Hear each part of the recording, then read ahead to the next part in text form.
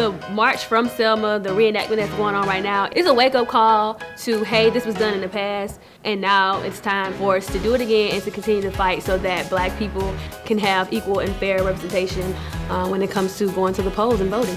Love! Love! Power! Power! It's really tapping into the historical piece of Lowndes County. This is the home of the Black Panther Party. This is the home of the Lowndes County Freedom Party. And they really had a blueprint in the 60s as to how you create political power. We are at Campsite 3, which was on day 3 of the original march. The foot soldiers whose shoulders we stand on, they were in the 20s. Like, they were young just like us, so what makes us think that we can't do what they did times 10?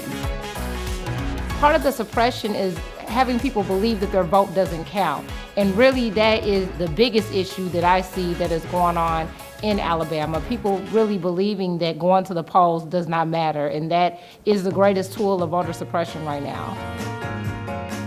We can't do anything without these cell phones. And back then, they didn't have cell phones, and look what they did. They turned the country around. Like, we have cell phones, we have the accessibility that we need to really get things going, so there's really no excuse for young people not to be involved in this movement.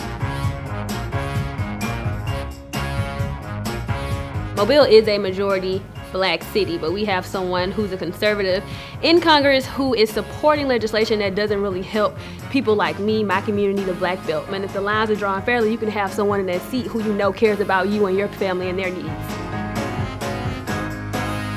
Our voting rights right now are at stake. We have no other choice but to get out the vote. Yeah, and I think the fact that they are passing these bills that fall within voter suppression realm, it shows you how important your vote is because they're trying to make it harder for you to vote. Right. When you go and vote at the polls, they're saying it's illegal to give someone a bottle of water while you're standing 5 hours in a line. Why are we standing 5 hours in line to cast a vote? That's why they're making it so hard, because it's so important. Don't ever let nobody tell you what you can't do. If you believe that you can do it, you can do it.